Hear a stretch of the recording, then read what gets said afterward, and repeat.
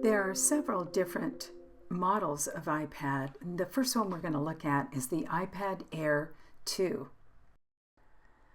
The iPad Air 2 has the fingerprint identification abilities in addition to Siri and dictation, but the Apple Pencil doesn't work on it, although it is compatible with other styluses. But if you want the pencil, you're going to want the iPad Pro. First, let's take a look at what's on the outside of the iPad before we start looking at the applications that are on the inside. The outside is considered hardware, and the applications on the inside are considered software. The first thing I want to talk about is how to turn it on and off and how to put it to sleep. This is the sleep on/off button, and if you only press it once, it puts it to sleep. But I'll show you how to turn it off on my iPad. So what you do is you hold down that sleep on/off button for 3 to 5 seconds until you see this, and you just slide it off,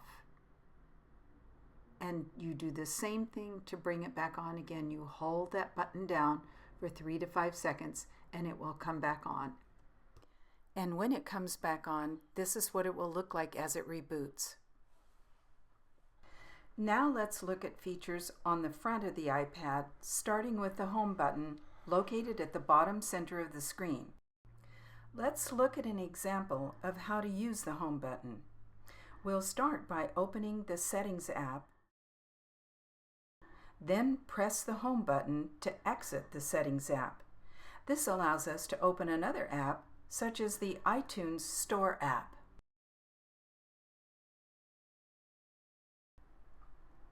Now let's locate the volume buttons. Looking at the front of the iPad, they're on the upper right-hand side, and looking at the back of the iPad, they're on the upper left-hand side.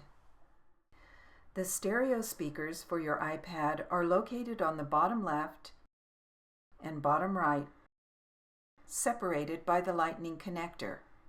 The white cable that came in the box is the Lightning cable that is used to charge the iPad, and it's to be plugged into this Lightning connector.